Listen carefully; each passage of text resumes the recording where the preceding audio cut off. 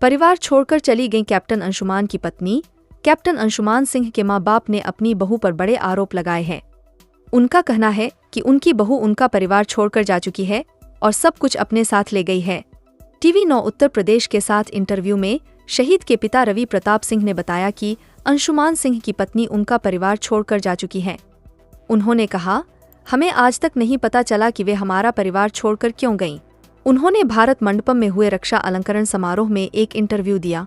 वो भी मुझे लगता है कि सत्य से परे था, क्योंकि उन्होंने कहा कि हमारी लंबी बातचीत हुई थी, जबकि वो रात के 9:30 बजे से लेकर 12 बजे तक अपने दोस्तों का ITR भरवाने के लिए हमारे साथ लगी रहीं। अंशुमान के पिता ने उन पर झूठ बोलने का आरोप लगाया। उन्होंने कहा कि 18 तारीख को मेरी 1 या 2 मिनट अंशुमान से बात हुई थी और कोई बात नहीं हुई। 19 तारीख को तो घटना ही हो गई थी। उन्होंने कहा, मैंने 1 फरवरी को पूजन कराया था, उसमें भी वो नहीं आई। वो हमेशा एक बात कहती रहीं कि हमें समय चाहिए संभलने के लिए, लेकिन आज 1 साल हो गया है और मुझे समझ नहीं आया कि वे संभल गई या नहीं। कैप्टन के पिता ने कहा कि उनके इस घर से जाने के 10 ही दिन बाद वो एक स्कूल में पढ़ाने लगी।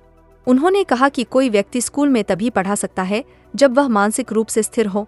इस दौरान उन्हें पूजा कराने के बारे में बताया गया, लेकिन जब पूजा के लिए बुलाया तो उन्होंने फोन उठाने से इनकार कर दिया।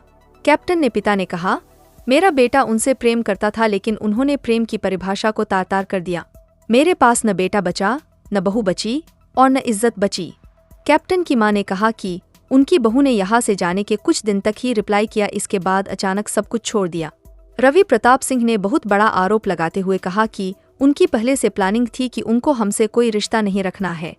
उन्होंने कहा कि 26 जनवरी को बेटे को सम्मान देने की घोषणा हुई थी, तभी उनकी अपनी बहू से बात हुई।